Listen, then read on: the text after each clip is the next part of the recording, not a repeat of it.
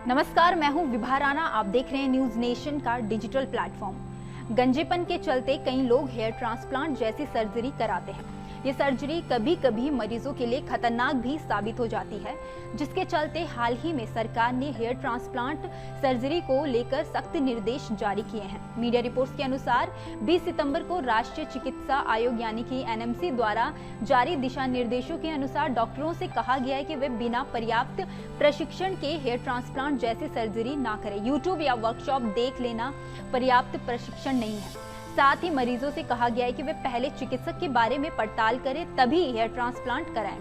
Aesthetic surgery और hair transplant प्रक्रियाओं पर दिशा निर्देश जारी करते हुए चिकित्सा आयोग ने सलाह दी है कि इस तरह की चिकित्सा प्रक्रियाओं में बेहतर प्रबंधन और संसाधन की जरूरत होती है।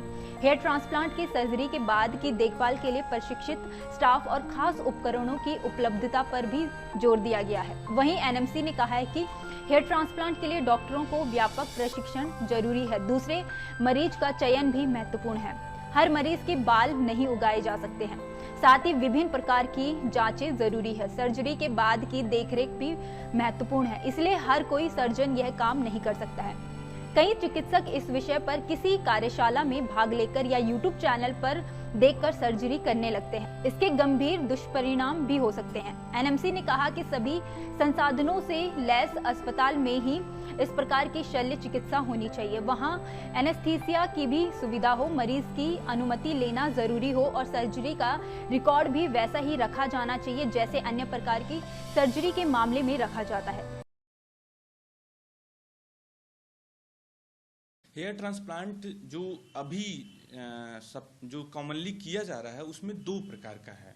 इसमें FUT follicular unit transplant and FUE follicular unit extraction.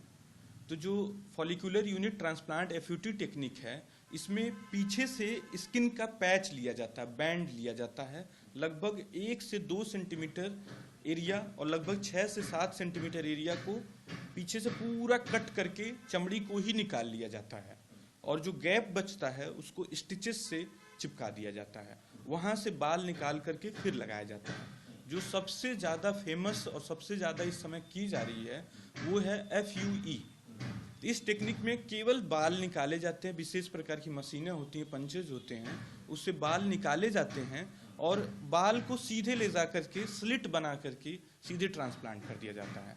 तो जो एफयूई है वो काफ़ी ज़्यादा प्रचलित हो रही है क्योंकि इसमें जो स्किन है वो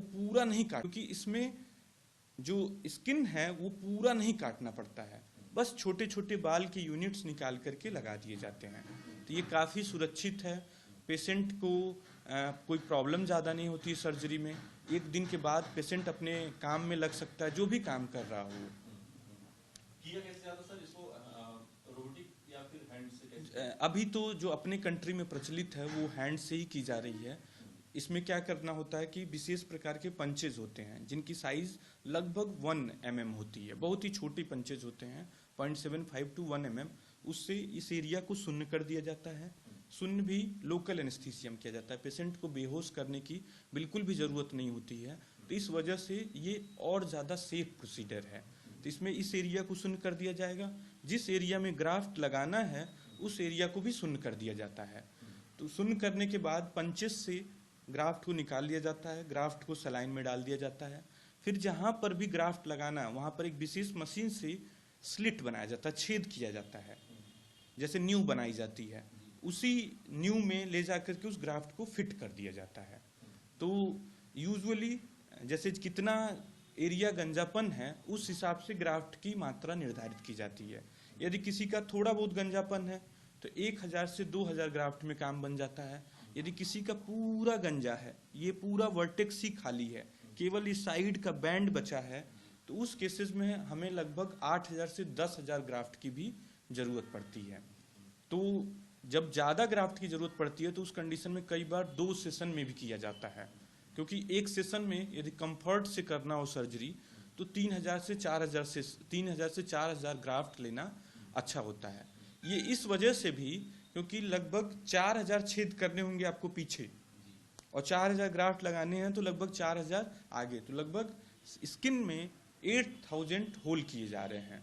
तो तो यदि 10,000 आप एक बार में ही करते हैं तो थोड़ा सा इन्फेक्शन का बहुत मामूली सा रिस्क बढ़ जाता है।